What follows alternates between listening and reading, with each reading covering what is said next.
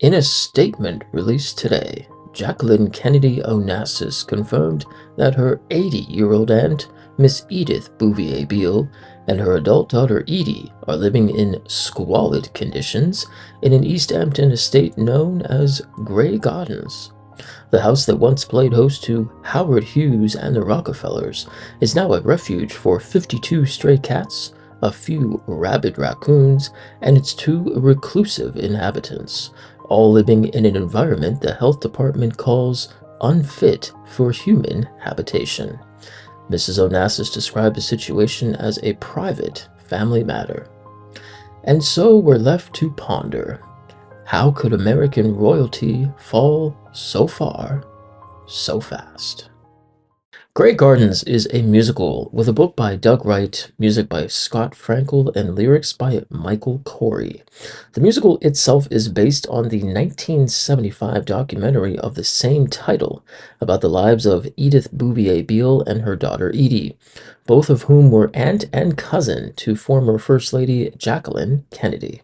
The musical basically tracks the progression of the two women's lives from their original status of rich and socially polished aristocrats to their eventual largely isolated existence in a home overrun by cats and cited for repeated health code violations.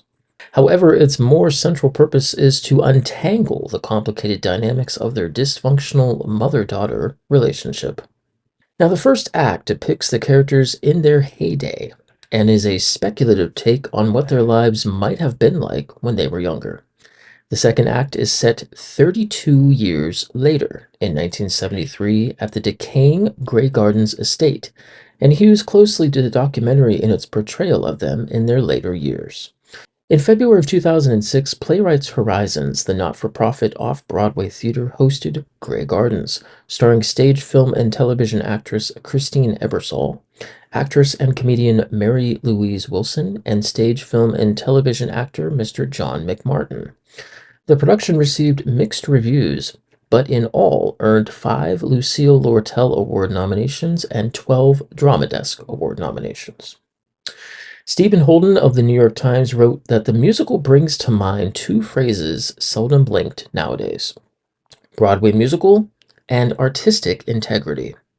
The songs from Grey Gardens, with music by Scott Frankel and lyrics by Michael Corey, sustain a level of refined language and psychological detail as elevated as Stephen Sondheim's.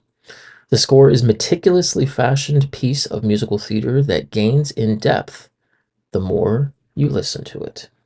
By November of 2006, with revisions done to the show, it would transfer to Broadway's Walter Kerr Theater, running for 307 performances and starring the whole cast from the original off-Broadway production. The musical went on to be nominated for 10 Tony Awards, winning 3, including awards for both Ebersole and Wilson.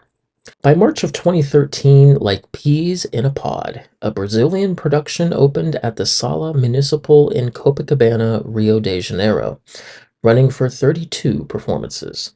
This production was also nominated for Best Lighting Design, Best Set Design, and both Best Actress and Best Supporting Actress.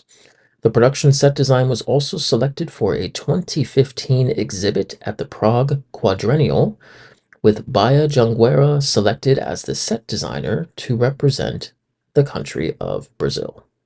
By January of 2016, London audiences would finally enter the famous Grey Gardens at the Southwark Playhouse, starring Tony-nominated actress and singer Sheila Hancock and British musical theater actress Jenna Russell. Well, folks, that is probably the shortest podcast of this entire series, but hey, who knows? Maybe there'll be one shorter than this. Anyways, I hope you enjoyed this episode of Grey Gardens. Don't forget to subscribe for more in-depth discussions. And until next time, remember, even in the most faded beauty, there's a story waiting to be told.